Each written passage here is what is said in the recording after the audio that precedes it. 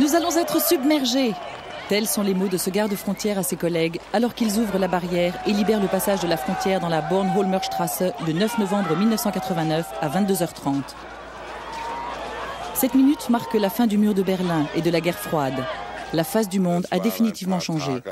Pendant ces quelques jours, ces quelques heures, on a assisté comme à la débâcle d'un fleuve gelé sous les assauts d'un premier soleil printanier. Les vagues se sont mises à jaillir, le fleuve a repris vie. En un mot, c'était l'histoire qui reprenait son cours. Les gens avaient ce désir d'être libres et de retrouver leur famille. Le peuple ne peut pas éternellement rester soumis à la cruauté d'un régime totalitaire.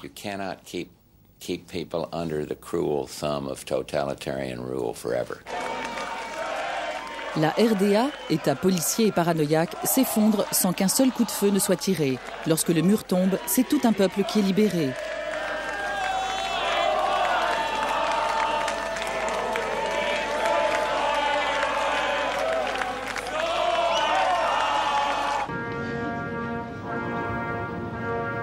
C'est à Moscou que s'est amorcée la nouvelle ère.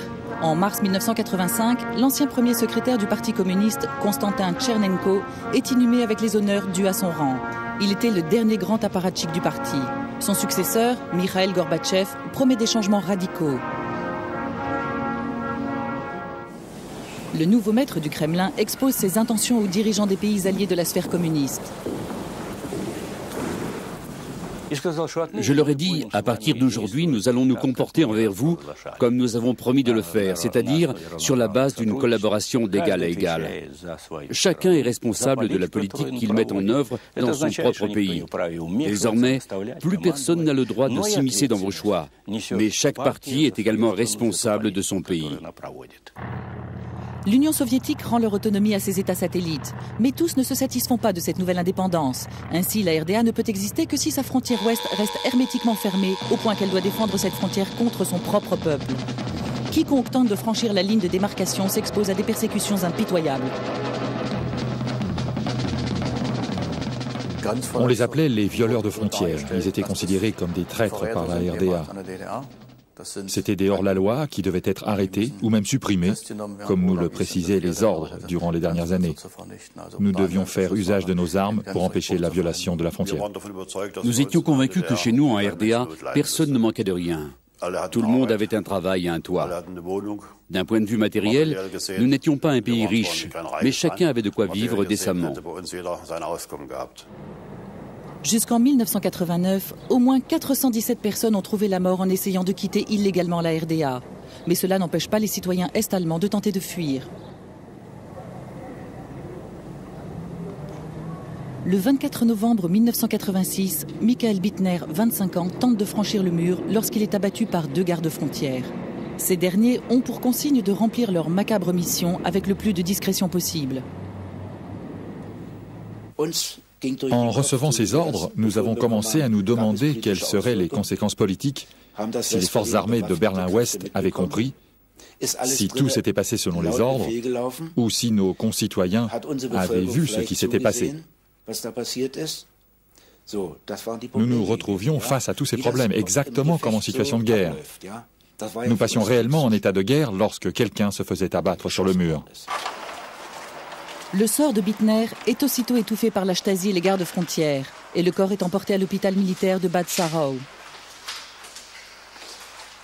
La Stasi fait croire à la famille de Bittner que ce dernier a réussi son évasion et lance même une fausse procédure de justice contre la victime. La Stasi est venue chez nous. Ils ont fouillé la maison de fond en comble en mettant les pièces en dessus-dessous. Puis ils m'ont emmené et m'ont interrogé pendant 17 heures. Bien entendu, je n'avais rien à leur avouer. Ils m'ont raconté que mon fils avait réussi à s'enfuir par le biais d'une bande de passeurs. Ils m'ont raconté cette histoire alors qu'ils savaient pertinemment qu'ils l'avaient tué. Le cadavre et le rapport d'autopsie disparaissent sans laisser de traces. Aujourd'hui encore, on ne sait toujours pas clairement ce qui est arrivé à Michael Bittner. Les personnes qui sont mortes sur la frontière furent également des victimes de la guerre froide. Ce n'était pas une frontière au sens classique du terme, mais plutôt une ligne de démarcation séparant le pacte de Varsovie et l'OTAN. C'était une frontière placée entre 2 systèmes sociaux opposés.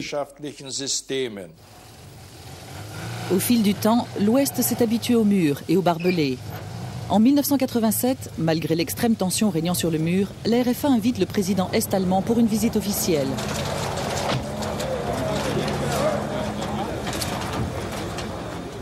Erich Honecker est le premier homme d'État est-allemand à se rendre à Bonn. C'est un signe de reconnaissance que la RDA attendait depuis plus de 25 ans. Cette visite fut pour moi une véritable épreuve.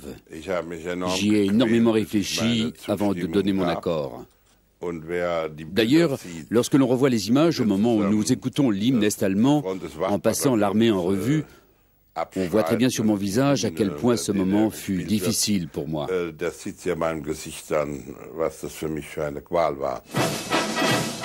Mais pour Erich Honecker, le voyage à Bonn et les honneurs protocolaires qui l'accompagnent sont l'accomplissement d'un rêve de toute une vie. Naturellement, durant les premiers jours, il s'est senti vraiment très impressionné de voir le drapeau est-allemand flotter dans le ciel de Bonn et d'y entendre jouer son hymne national. Il devait penser qu'il avait atteint le sommet de sa carrière politique et je crois qu'il ne devait pas être le seul. Beaucoup pensaient qu'on ne pouvait pas aller plus loin dans la reconnaissance de la RDA. Nous avions toujours dit que si nous ne pouvions pas abattre le mur, nous aimerions au moins le rendre plus aisément franchissable pour permettre au plus grand nombre possible d'Allemands de l'Est de venir à l'Ouest, et inversement. Si l'on exauçait le vœu de Honecker pour une visite officielle à Bonn, il ne pourrait plus faire machine arrière sur le développement des relations et des passages Est-Ouest. Sinon, l'opinion aurait dit « Honecker a pu venir à Bonn, et nous ne le pouvons pas ?» La circulation entre les deux pays n'est pas le seul lien qui unit les deux Allemagnes. Depuis longtemps, un réseau complexe de relations économiques s'est établi en dépit de la frontière. Contre une devise forte, on échange à peu près tout. Chaussures, meubles, mais aussi les déchets de l'Ouest, du plasma sanguin et bien sûr les prisonniers politiques. Naturellement, la RFA, ou tout du moins les services officiels, pas le chancelier en personne, mais la chancellerie, qui était à mon avis très bien informée, ont vu beaucoup de choses qui ne leur plaisaient pas. Mais dans l'intérêt des bonnes relations avec l'Allemagne de l'Est, ces questions ne furent jamais soulevées par le biais de la voie officielle, sauf si elles étaient d'une importance capitale pour l'un ou l'autre pays.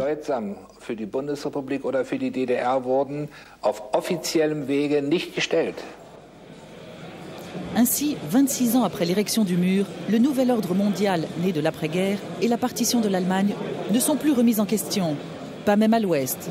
À cette époque, personne ne peut imaginer que l'État RDA va bientôt disparaître. Les prémices annonciateurs de la chute de Berlin-Est apparaissent en 1989 en Hongrie, où des réformes démocratiques s'annoncent. Les nouveaux dirigeants hongrois célèbrent la mémoire d'un révolutionnaire, Imre Nagy, qui portait les espoirs démocratiques du pays et qui fut exécuté sur ordre de Moscou 2 ans après le soulèvement hongrois de 1956. Son pays lui offre enfin les honneurs qui lui sont dus en lui accordant un statut officiel de martyr. Après 40 ans de tutelle communiste, la Hongrie vole enfin de ses propres ailes. En mai 1989, les gardes frontières commencent à démanteler les barbelés séparant la Hongrie de l'Autriche. C'est la première faille dans le rideau de fer. Mit einem Treffen an der österreichisch-ungarischen Grenze haben die Außenminister beider Länder den im Mai begonnenen Abbau der Grenzanlagen bekräftigt. Gemeinsam durchschnitten sie einen Grenzzaun. Der ungarische Außenminister Horn und sein österreichischer Kollege Mock beenden ihre 3tägigen Gespräche mit einem symbolischen Akt. Sie durchtrennen die Drähte des eisernen Vorhangs. Les cisailles étaient très lourdes et très peu maniables. Et la manière dont j'ai dû lutter contre ces fils de fer est plutôt étrange. Lorsque je pense que nous avons vécu près de 40 ans derrière ces barbelés, on pouvait encore patienter quelques minutes. La Hongrie nous avait assuré que leur dispositif frontalier était vieux et que leurs barbelés étaient rouillés et qu'ils voulaient juste moderniser leurs frontières.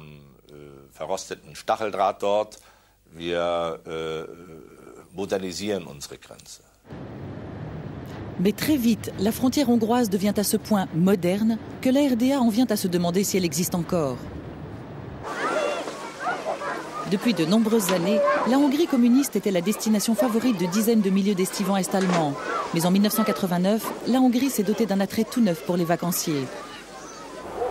Après avoir entendu parler du trou dans le rideau de fer, beaucoup d'Est-Allemands décident spontanément de rester en Hongrie. Ils y entrevoient la chance de passer en Autriche pour fuir le communisme. Ich habe eigentlich nur auf den Moment gewartet, wo es am günstigsten ist. Ich würde das Risiko eben nicht eingehen an der deutsch-deutschen Grenze. Und werden Sie zurückgehen von hier aus? Nö, führt keinen Weg hin. Wir haben es schon zweimal probiert, mein Kumpel und ich. Beide mal geschnappt. Ich werde versuchen, in der Botschaft zu leben, solange es geht. Ich lebe lieber hier 1, 2 Jahre in der Botschaft, als wieder in die DDR zurückzukehren. La traversée de la frontière autrichienne n'en demeure pourtant pas moins interdite. Officiellement, les soldats ont toujours l'ordre de tirer sur les fugitifs. Mais pour quelques citoyens de la RDA, la frontière hongroise fait moins peur que la frontière est-allemande. C'est là qu'ils décident de tenter leur chance.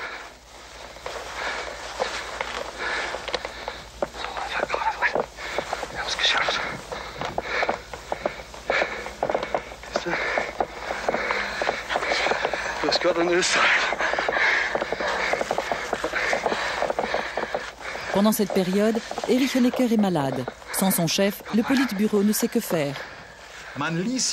Chaque jour, on laissait 500 personnes prendre la fuite pour quitter la RDA. Personne n'a réagi, en tout cas ni officiellement ni publiquement. Nous nous sommes laissés mourir bêtement en laissant la chose filer.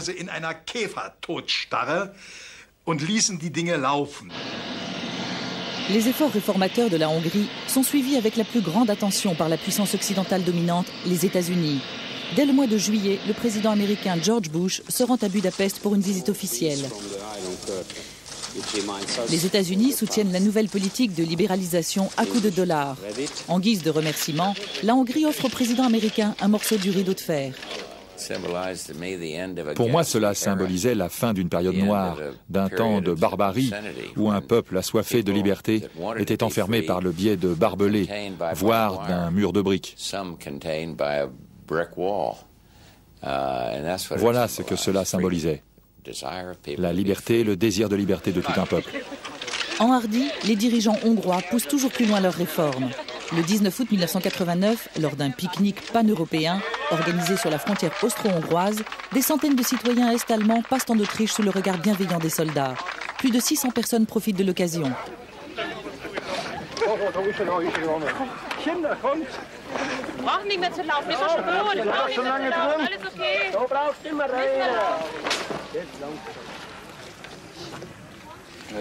Die Gefangenen haben es auch geschafft. 18:44, 16:15. Was meinst du nicht? Sie verdammten Kommunisten. Herr Honecker sollte kommen, sich das angucken. Aber da trifft ihn der Schlag. À la télévision est-allemande, un spécialiste de la propagande offre une interprétation assez personnelle de la situation. Die vorgeblichen Massen, die es sich angeblich handelt, stellen im Kreise der Urlauber keine 2% dar. Im Gesamtmaßstab unserer 18,6 Millionen Einwohner gerade mal 1,15%. 98% treue Staatsbürger. À Budapest, la capitale hongroise, des dizaines de milliers de citoyens est-allemands attendent l'ouverture officielle de la frontière. La pression exercée par ces candidats à l'exil force les hommes politiques hongrois à accélérer la manœuvre. Le 10 septembre au soir, le ministre hongrois des Affaires étrangères annonce à la télévision les décisions de son gouvernement.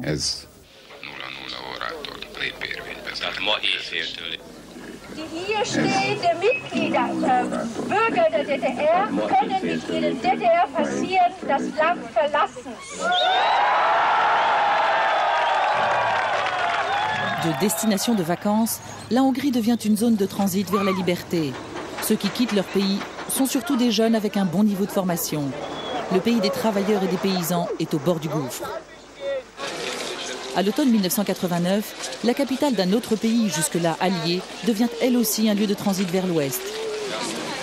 À Prague, comme à Varsovie, beaucoup de citoyens est-allemands, lassés de leur pays, cherchent refuge à l'ambassade ouest-allemande avec l'espoir d'y décrocher un visa pour l'ouest. Sie können jetzt versprechen, was sie wollen. Wir glauben an nichts mehr, was die Kommunisten uns versprechen. Es ist vorbei. 4,5 Jahre haben sie uns hingehalten und immer wieder hingehalten und verschaukelt. Wir sind unmündig. En quelques jours, plus de 4000 Est-Allemands parviennent à entrer sur le territoire de l'ambassade. Le gouvernement tchécoslovaque presse l'Allemagne de trouver une solution au problème des réfugiés. Lors de négociations secrètes, Hans-Dietrich Genscher, ministre des Affaires étrangères de RFA, obtient des dirigeants est-allemands l'accord pour faire passer les réfugiés en Allemagne de l'Ouest. Le voyage avait été très éprouvant. J'étais assez énervé et quelques semaines plus tôt, j'avais été victime d'un infarctus. Pendant le vol, j'ai connu de nouveaux problèmes de rythme cardiaque qui ont recommencé lors de mon allocution au balcon. C'est quelque chose que l'on n'oublie pas.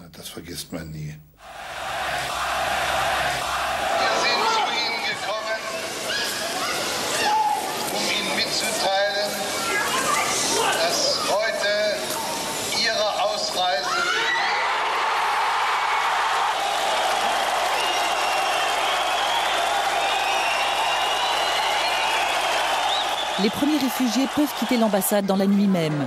Le voyage vers l'ouest doit se faire en train. Mais Erich Honecker exige que le trajet passe par la RDA.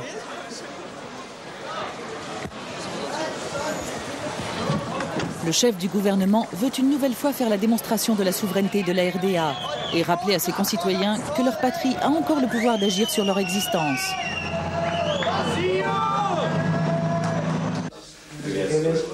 Après 3 mois d'absence due à la maladie, Erich Honecker reprend sa place à la fin du mois de septembre.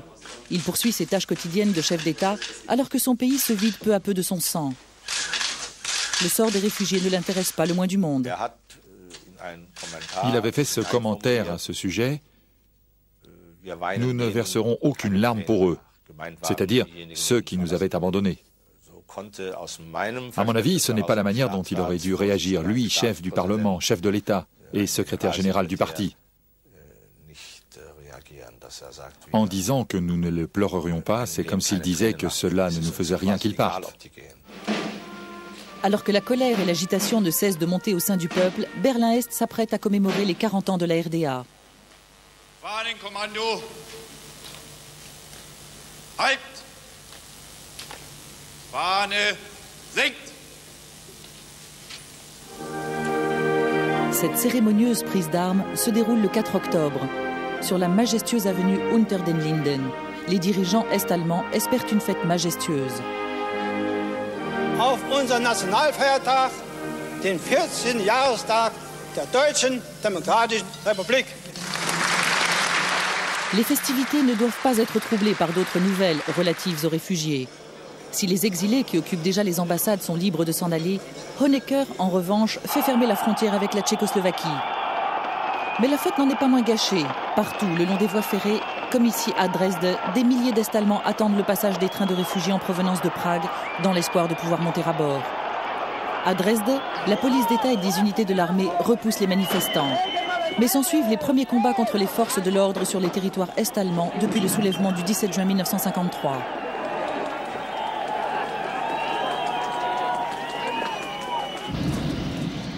Le 6 octobre, Mikhaïl Gorbatchev atterrit pour une visite officielle. Erich Honecker est dans les meilleures dispositions du monde, du moins en apparence.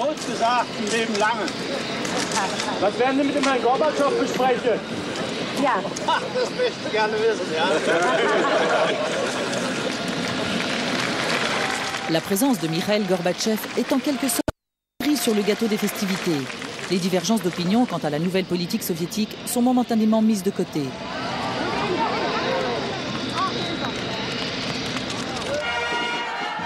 Gorbatchev a un moment songé à annuler sa visite, mais il aurait alors été imité par d'autres chefs d'État, ce qui aurait été un trop grand affront envers la RDA.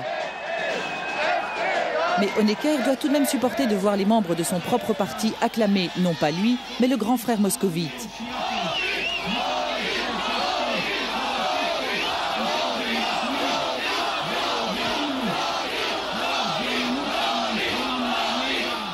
Ce n'est pas le SED que l'on acclame, mais Gorbatchev et sa nouvelle politique.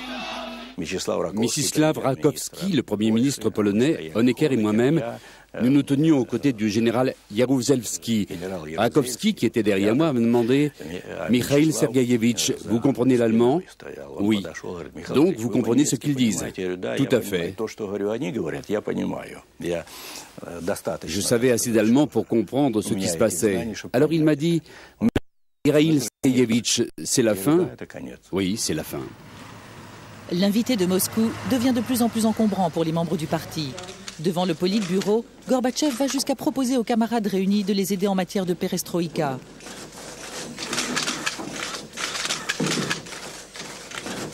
Son discours sur les réformes politiques dégrise beaucoup de ses auditeurs. Erich Honecker, lui, ne réagit pas. En fait, Honecker refusait tout simplement d'accepter la perestroïka, ce qui était après tout son droit. C'est à cette occasion qu'il a prononcé cette phrase restée célèbre: « Qui arrive trop tard est puni par la vie ». Et chacun d'entre nous qui étions présents dans la salle a compris que nous étions visés par cette phrase. Cela voulait dire que si nous n'y prenions pas garde, la vie nous punirait. Tandis que les membres du Politburo se révèlent incapables de comprendre les signes du temps, l'opposition grandit dans le peuple. La RDA se réveille de sa longue torpeur. Les masses ne sont plus silencieuses. Après des décennies d'inertie, le peuple ose enfin protester ouvertement. Et pendant que dehors affluent des manifestants toujours plus nombreux, les dirigeants de la RDA continuent leur célébration sans pouvoir comprendre ce qui se passe sous leurs fenêtres. Unsere Freunde in aller Welt seien versichert, dass der Sozialismus auf deutschem Boden in der Heimat von Marx und Engels auf unerschütterlichen Grundlagen steht.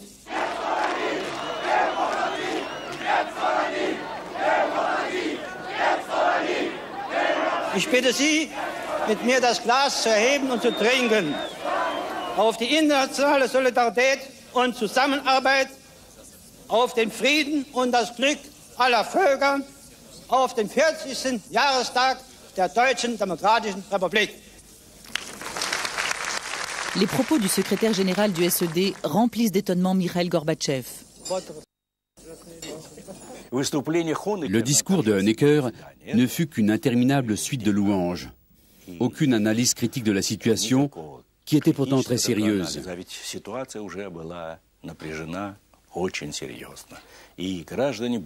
Le peuple était pourtant très mécontent du gouvernement.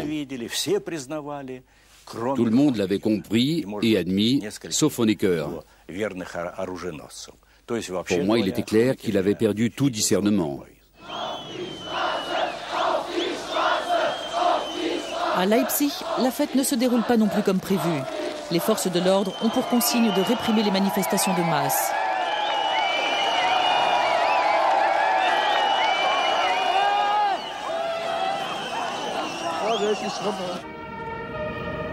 À la préfecture de police de Leipzig, la direction des troupes d'intervention veut continuer à utiliser la force contre les manifestants. En prévision de celle qui se prépare pour le lundi 9 octobre, les troupes de police reçoivent des instructions très claires. On nous a dit qu'on devait s'attendre à affronter une sorte de révolution comparable aux événements de la place Tiananmen à Pékin. On nous a également montré quelques photos de ce policier brûlé qui avait fait la une de la presse de propagande est-allemande. Tout ceci en suivant le principe du « c'est vous ou nous ». Le but était d'attiser l'agressivité et les velléités de combat des policiers. Le soir, lorsque près de 75 000 manifestants se rassemblent dans le centre-ville de Leipzig, la direction de la police renonce finalement à la confrontation. La nervosité gagne Erich Honecker, qui cherche à sa façon une solution. Nous lui avons décrit la situation de Leipzig.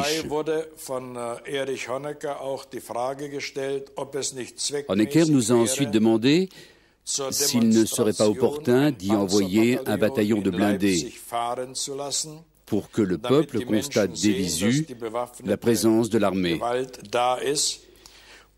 Il nous a également demandé s'il ne serait pas possible d'aller encore plus loin, c'est-à-dire d'utiliser les chars contre les manifestants si cela s'avérait nécessaire.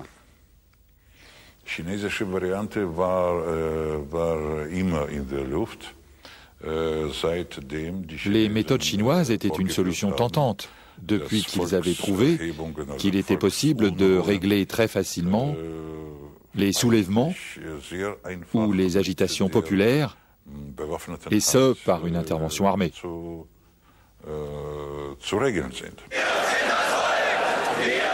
Dans les jours qui suivent, les manifestants envahissent les rues de toutes les villes est-allemandes pour exiger des réformes. Lors de la désormais traditionnelle manifestation du lundi, le centre de Leipzig voit défiler plus de 120 000 personnes le 16 octobre.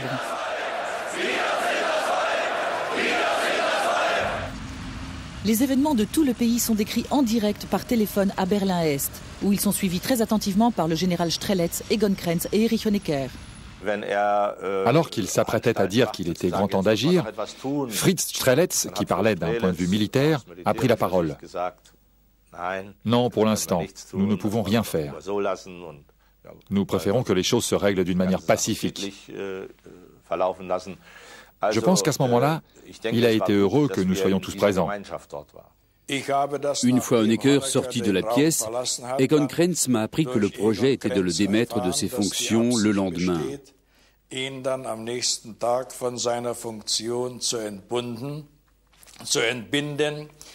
Il m'a dit clairement, d'une manière qui ne laissait pas le moindre doute, « Si tu reçois encore des ordres de la part d'Erich Honecker, j'aimerais que tu m'en informes pour que nous puissions décider ensemble de ce qu'il faut faire.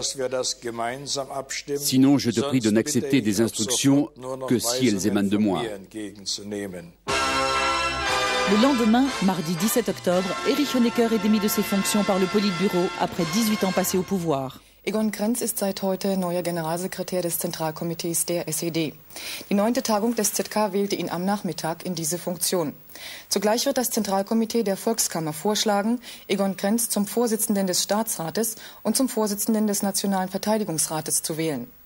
Zuvor hatte die 9. Tagung der Bitte Erich Honeckers zugestimmt, ihn aus gesundheitlichen Gründen von diesen Funktionen zu entbinden und ihm für sein politisches Lebenswerk herzlich gedankt. À la fin de cette séance du Politburo, il a essayé une nouvelle fois de reprendre le dessus en nous disant « Chers camarades, ne pensez pas que ma mise à l'écart va résoudre le problème. Cela prouve juste notre faiblesse face à la menace. » Le 4 novembre, près d'1 million de personnes investissent l'Alexanderplatz à Berlin-Est pour réclamer une nouvelle RDA. Les tentatives de réforme du nouveau gouvernement arrivent trop tard. Le peuple refuse une loi sur les entrées et sorties du territoire, ébauchée à la hâte pour tenter de détendre la situation.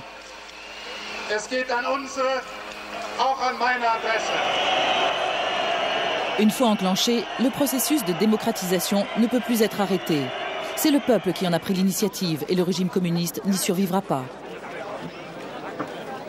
Je n'avais pas le sentiment que c'était la fin.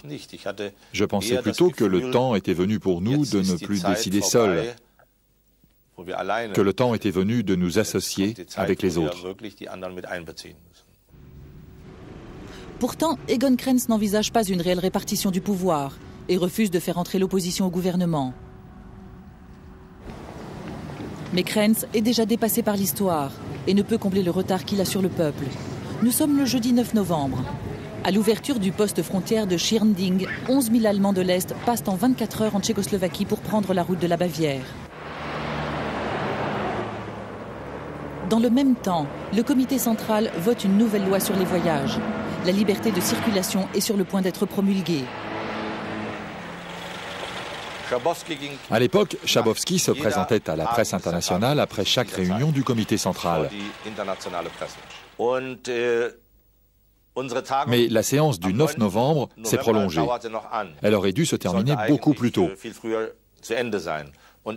Il vient donc me voir et me dit « Je vais à la conférence de presse. As-tu autre chose à annoncer, quelque chose d'important ?»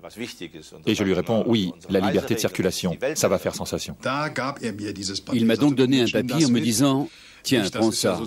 C'est pour ainsi dire une chose qui pourrait nous être très utile. » J'ai pris le papier en étant sûr que ce qui était écrit exprimait parfaitement nos intentions. Simultanément, le chancelier Kohl entame un voyage officiel en Pologne prévu de longue date. La visite doit durer 5 jours. Mais personne ne se doute qu'à Berlin-Est, une page d'histoire est en train d'être tournée. À 18h précises, commence une ennuyeuse conférence de presse de Günther Schabowski, le porte-parole du SED.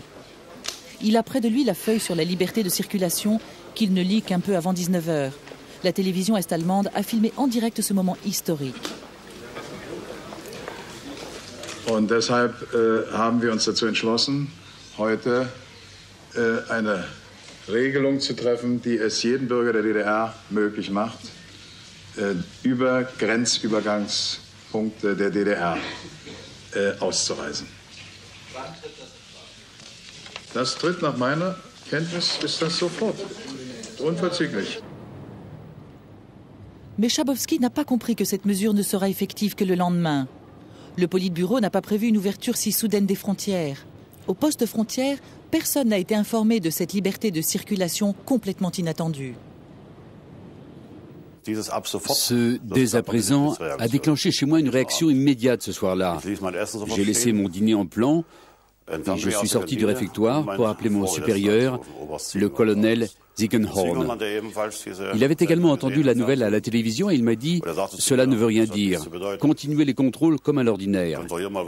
Les citoyens est-allemands doivent toujours être en possession d'un permis de circulation et d'un visa en règle. Il ne peut s'agir que d'une erreur. » Je me suis alors rendu au poste frontière, le numéro 7 à l'époque, 5 à 10 minutes après 7 heures. Et j'ai dit, avec ce qu'a annoncé Schabowski, les premiers ne vont pas tarder à arriver. Et on m'a répondu, les premiers resteront ici. Au poste frontière berlinois de Bornholmer-Straße, les premiers émigrants veulent profiter de leur nouvelle liberté de circulation. Mais on ne les autorise pas à sortir, malgré leurs protestations légitimes. Visa zur ständigen Ausreise unverzüglich zu erteilen, ohne dass dafür noch geltende Voraussetzungen für die ständige Ausreise vorliegen müssen. Die Polen, Massenverarschung ist das hier. Genau gleich. Dann hätte ich auch zu Hause bleiben können und pennen können. Dann wäre ich jetzt gar nicht hier, ist ehrlich. Meine Meinung. Totale Verarschung. Die sind sich nicht einig. Wollen jetzt kein Mensch aus der DDR arbeiten, weil sie sich alle die Papiere besorgen wollen. Ja, genau. Und wir kommen noch mehr in eine Scheiße. Genau, so sieht's aus. Entre 19h et 20h45, aucun membre du comité central n'a été prévenu que la mesure entrait immédiatement en vigueur. Les routes menant au poste frontière sont encombrées de curieux et de candidats au départ toujours plus nombreux. L'ambiance qui règne est exubérante, mais la confusion règne chez les gardes-frontières. Liebe Bürger, ich bitte Sie im Interesse der Ordnung und Sicherheit, den Platz im Forum der Grenzübergangsstelle zu verlassen und sich an die zuständigen, von mir eben bekannt gegebenen Meldestellen zu wenden. Es ist nicht möglich, Ihnen hier und jetzt die Ausreise zu gewähren. Les gens ont cru qu'on se moquait d'eux, qu'on voulait les mener en bateau. Ils nous l'ont fait comprendre très clairement. Ils ont commencé à vouloir casser la barrière et la porte. Il y avait une petite porte grillagée réservée aux piétons. Ils ont essayé de l'arracher.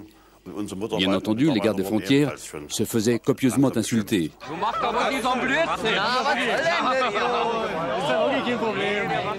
Pris de court, les gardes frontières qui disposaient jusque-là de tous les pouvoirs et qui sont tous des employés du ministère de la Sécurité de l'État sont sur la défensive.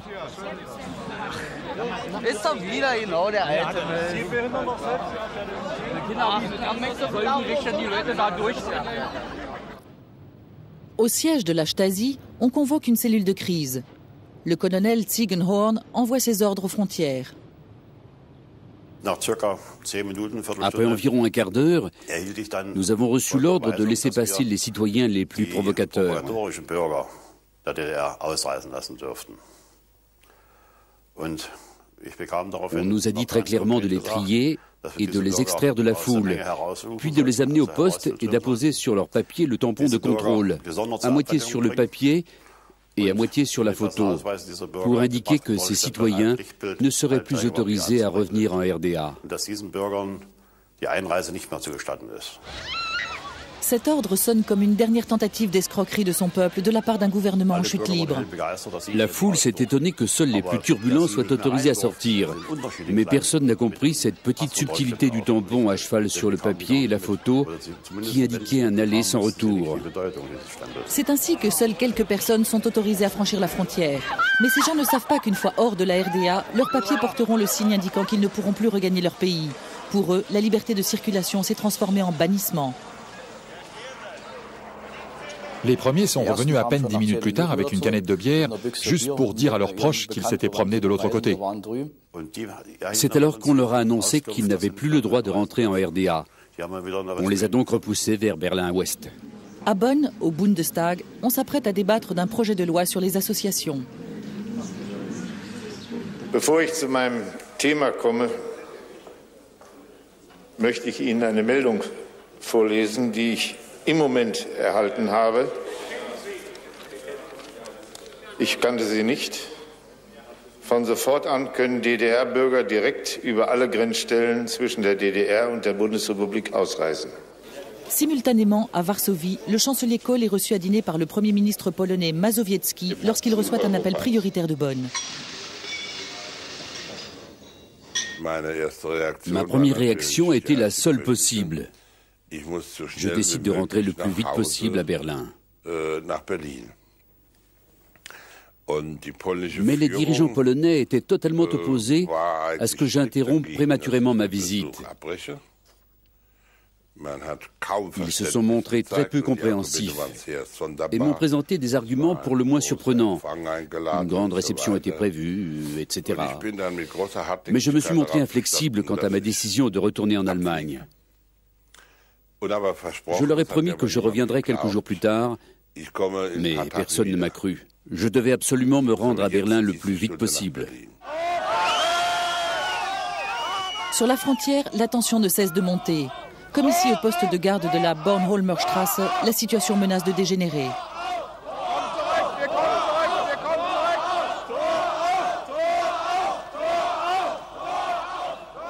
Entre-temps, Egon Krenz a été mis au courant de la bourde de Schabowski et de ses conséquences. Il s'entretient par téléphone avec Erich Mielke, le chef de la Stasi. Mielke m'a appelé et m'a dit « Il faut prendre une décision avant que nous perdions tout contrôle de la situation ». Je lui ai alors répondu « On ne va tout de même pas risquer une confrontation alors que la mesure sera réellement en vigueur dans quelques heures, demain matin. »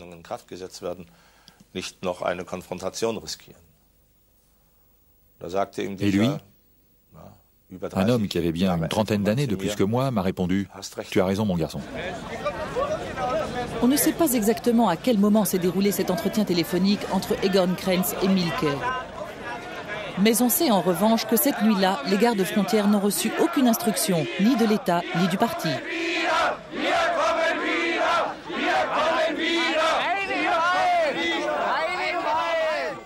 Nos supérieurs nous avaient laissé tomber, eux qui pendant toutes ces années avaient édicté toute notre ligne de conduite. Mais ce jour-là, ils nous ont laissés seuls face à la foule, comme une sorte de soupape de sécurité. Au poste de Bornholmer Straße, aux environs de 22h30, des milliers de personnes veulent franchir la frontière sur le champ. Il n'y a plus moyen de les arrêter. À un moment, j'ai vu que la barrière de sécurité commençait à céder. Les personnes qui étaient tout contre la barrière se sont fait écraser par la foule qui poussait derrière et je me suis dit « ça ne va plus, c'est fini ». C'est alors qu'on a reçu un appel téléphonique au poste 1 qui disait que tout était submergé. Et quelqu'un a dit, l'un des deux membres du PKE, je crois, « Maintenant, c'est nous qui allons être submergés ». Devant l'ampleur de la situation, j'ai dit de laisser tomber les contrôles et de laisser nos concitoyens sortir. J'ai alors donné l'ordre de lever les barrières.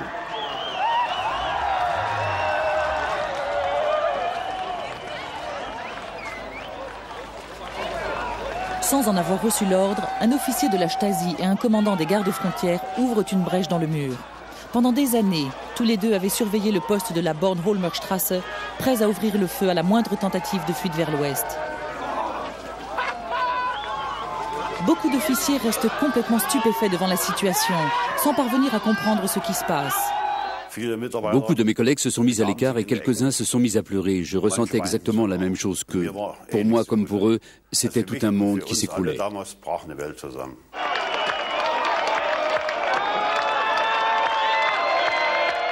Le système était en train de se désagréger.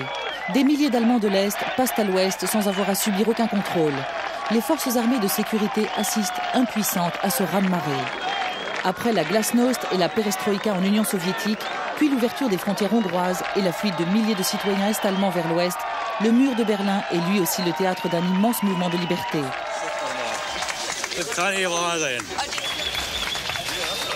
Wohin gehen Sie als erstes?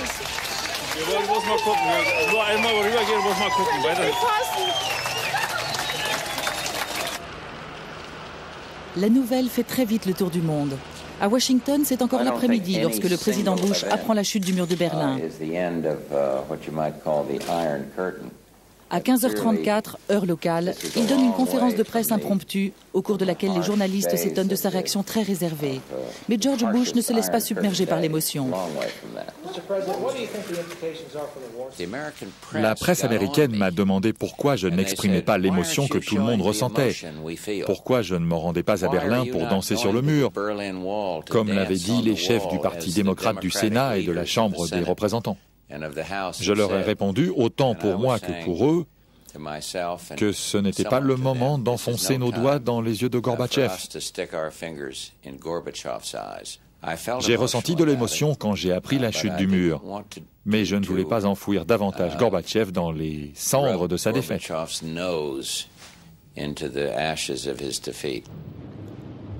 Lors de cette nuit historique à Moscou, Mikhail Gorbatchev dort sur ses deux oreilles. Ses représentants à Berlin-Est décident de ne pas troubler son sommeil. Nous étions parfaitement informés de ce qui était en train de se passer. Mais je n'ai pas trouvé souhaitable ni d'intervenir, ni de prévenir immédiatement Moscou de la situation. Parce que ce qui se passait pouvait encore entraîner une réaction à très court terme.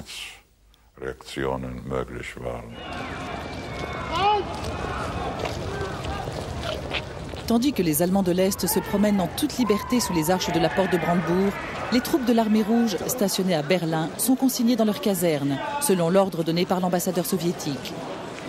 Aucune force armée n'intervient pour empêcher l'invasion du mur. Des milliers de personnes passent ainsi tranquillement la frontière, dans un sens comme dans l'autre. Pendant 28 ans, le mur de Berlin avait été la frontière la plus surveillée d'Europe, le symbole le plus marquant du rideau de fer. Mais lorsque le mur est pris d'assaut, aucune tentative n'est faite pour le défendre. Le peuple en a pris possession et le pouvoir en place est contraint au rôle de spectateur. À 3 heures du matin, les troupes de sécurité se placent devant le mur.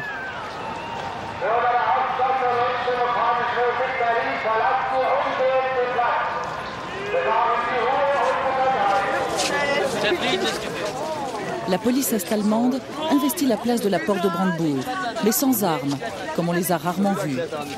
Mais faut-il pour autant croire en ce pacifisme inhabituel ? Personne ne sait encore que depuis minuit 20, les gardes frontières ont reçu l'ordre de se tenir prêts à intervenir.